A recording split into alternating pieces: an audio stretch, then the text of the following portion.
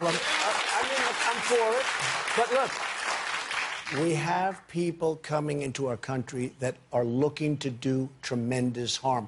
You look at look at Paris. Look at what happened in Paris. I mean, these people, they did not come from Sweden, okay? Look at what happened in Paris. Look at what happened last week in California with 14 people dead, other people going to die. They're so badly injured. I mean, we have a real problem. There's a tremendous hatred out there. And what I want to do is find out you can't solve a problem until you find out what's the root cause. And I want to find out what is the problem, what's going on. And it's temporary. I've had so many people call me and say thank you. Now, if you remember, when I did that a week ago, it was like bedlam. All of a sudden, and you watch last night and you see people talking, they're saying, well, Trump has a point. We have to get down to the problem. The people that are friends of mine that called, they said, Donald, you've done us a tremendous service because we do have a problem and we have to find out. Those may have been crank calls. Those may have been crank calls. One of the things I find fascinating about Donald Trump is the way he uses language differently than other candidates for political office, especially President of the United States. Whereas his opponents and the political class in general seem hyper-aware that their words will be picked apart and used against them, Trump willfully disregards this fact. As a lifelong salesman, he has a huckster's knack for selling a feeling, even if the ideas and facts that underscore it are spurious, racist, or just plain incomprehensible. So I thought it would be illuminating to look at a Trump answer to a simple question. In this case, Jimmy Kimmel asking Trump whether or not it's wrong to discriminate against people based on their religion, referring to Trump's proposal to temporarily ban all Muslims from entering the United States. This 220-word, exactly 1-minute answer displays, I think, a range of the things that Trump uses all the time in his speech. The first thing to note is how simple this language is. Of the 220 words, 172, or 78%, are only one syllable, and often they come in a rhythmic series like a volley of jabs ending with one of his buzzwords. We have to get down to the problem. 39 words, or 17%, are 2 syllables long. Only 4 words have 3 syllables, 3 of which are the word tremendous, tremendous, tremendous. And just 2 words are 4 syllables long. California, which he's forced to use because it has less syllables than San Bernardino, and temporary, which he swallows. And it's temporary. I've had so many people. This breakdown fits with the study done by the Boston Globe that put all 2016 presidential candidates' announcement speeches through the Flesch-Kincaid readability test to determine their respective grade level rankings. Donald Trump's speech came out at a 4th grade reading level. Now, for reference, Ben Carson came out at 6th grade. Hillary Clinton and Jeb Bush were speaking at an 8th grade reading level.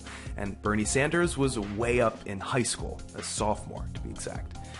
Now, this isn't only down to word or syllable choice. It's about sentence construction, too. Trump favors simple sentences like, we have a real problem. There's a tremendous hatred out there. Rarely does he use complex sentences or independent clauses. He also favors the second person a lot of the time, addressing listeners directly with commands. Look at Paris. Look at what happened in Paris. Look at what happened in Paris. Look at what happened last week in California. Or implicating us in what he's saying as if we've already agreed. And you watch last night and you see people talking. He's really good at this, at framing negative response as an overreaction that was subsequently realized as such. If you remember, when I did that a week ago, it was like bedlam.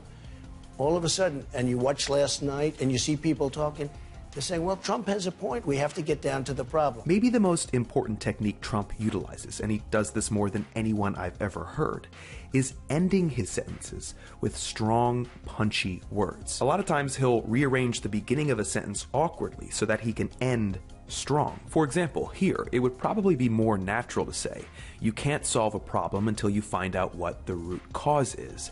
But he brings the is forward to end on root cause. He does the same here. And it looks like that's what he was about to do at the end before Kimmel cuts him off. These final words are crucial for Trump.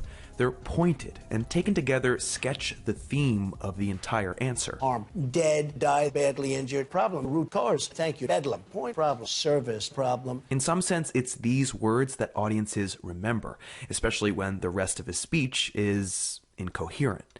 Like the best salesman, Trump keeps it simple. He repeats a lot. We have a real problem. What is the problem? We do have a problem. We have to get down to the problem. And he uses his favorite words over and over. Tremendous, tremendous, tremendous service. And he always seems to have friends who are part of the group that he's currently insulting, calling him up and thanking him for the privilege. Many of them called me and they said, you know, Donald, you're right. We have a problem. I mean, look, there is a problem. Donald Trump knows when to sound incredulous or forceful. He has good comedic instinct. You could even call him witty.